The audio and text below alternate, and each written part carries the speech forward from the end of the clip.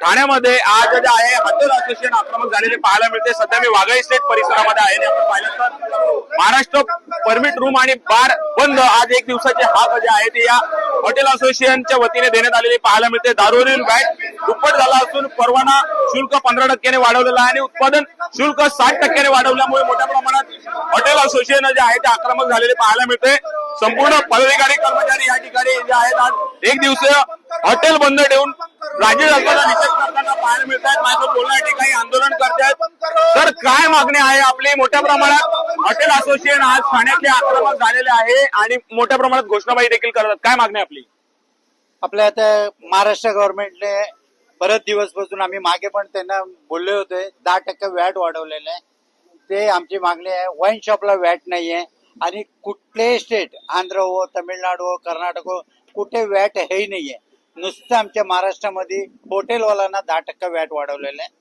त्याच्यामुळे आम्हाला ग्राहक येणारे थोडं कमी झालेले आहे का वाईन शॉपमध्ये 10% कमी आहे।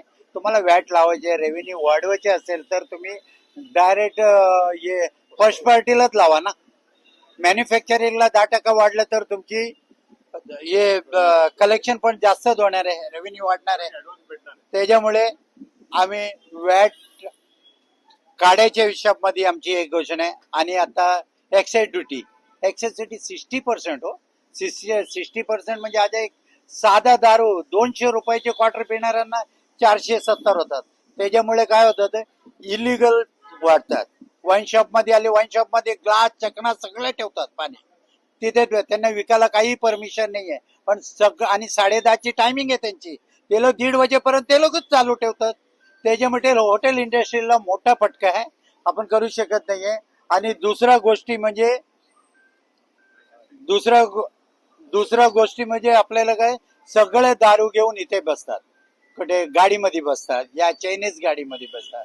त्याच्यामुळे ना ताना स्मार्ट सिटीच्या हिशोबाने ठाण्याची हे पण जातात, सगळे हल्लीचे छोट्या लहान लहान मुलं सगळे कुठेही घेऊन बसतात हॉटेलमध्ये। कमी तर 21 वर्षाच्या आधीची मुलांना आम्ही आज जायला येत नाही आमच्या रूल्सच्या हिशोबाने। हे कसं रोड मध्ये कोणी 15 वर्षाची मुलं पण दारू पितात।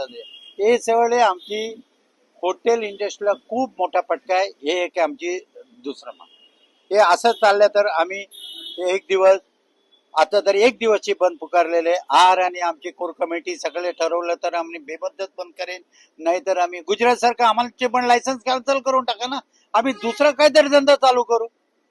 2 पैसे भेटत नाहीये आणि वर्षभर आम्ही ऍडव्हान्स फीस घेऊन बसतात। तुम्ही ते एवढं वाढवणार असतं तर तुम्ही फेब्रुवारी महिन्यात वाढवलं असतं तर तुम्हाला कळलं असतं 50% लोक लायसन्स सरेंडर केलं असतं आतापर्यंत।